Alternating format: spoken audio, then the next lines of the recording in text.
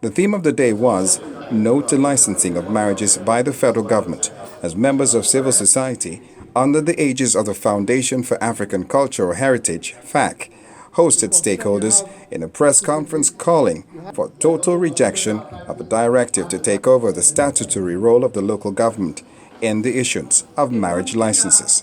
It will affect every one of us, not just me, and maybe you have married, but you have relatives who are going to marry, you have a church which is burdened with this payment. And our greatest concern is that it's about the regulation by the ministry. It is dangerous. They started now with licensing.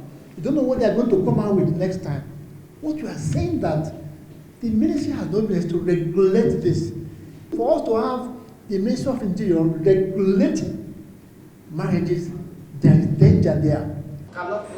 The interactive session was an opportunity to feel the pulse of Nigerians on the matter. It gives you an idea of the disconnect between those who govern us and the people they govern.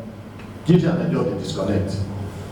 Because you want to believe that when they want to do things, they sit down and they give us statistics. This will form the basis on which decisions are taken. Next tomorrow they are going to say, okay, fine. Why don't you have only 3 places of worship? You people are too many, okay? Why do you have church in every street? You know? They are going to be in trouble. There's also now erosion of your right, you know? That's why I'm saying that they should leave it the way it is. And if they have to do that, they should consult us. And it should be a law, not just a directive. What we are doing here is commendable. We should pressure on the federal government to actually respect that decision and make local government to be more accountable, to wake up to their responsibilities. What ways do you think they can go about this properly? If you're proposing a solution, if you're saying what they're doing is wrong, how can they go about generating the revenue properly? Through comments and contributions, it seemed all were unanimous in opposition to the recent directive by the federal government. There's a prevailing situation in Cameroon, and they call it "we stay." That's what it's called in Cameroon. You just get a woman, have children with her, and they say we just stay. We stay. That's what it's called in Cameroon. And the church is battling with it in Cameroon and some other francophone countries. And that is what they want to push to Nigeria. And so the church actually has to publicize this as much as possible and resist it as much as possible, because it's going to erode the morals beneath the moral structure of society and in raising and nurturing children. It's a directive that it's not going down well with us, the young people. And the big question we want to ask the federal government is, do you want the young people to get married?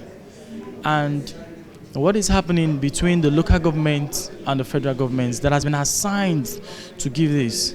One has a civic duty to not obey unjust laws. And what I really don't want to happen is for a negotiation of, 51,000 is too much. No, the entire idea is just wrong, and it needs to be addressed by the other arms of our government, both the judiciary and the National Assembly. The executives have no right to behave in this manner. Analysts say for something as fundamental as marriage, the government has touched on the very nerve fiber of society and should be better advised considering the prevailing economic situation in the country. Henry Williams for Love Plus News.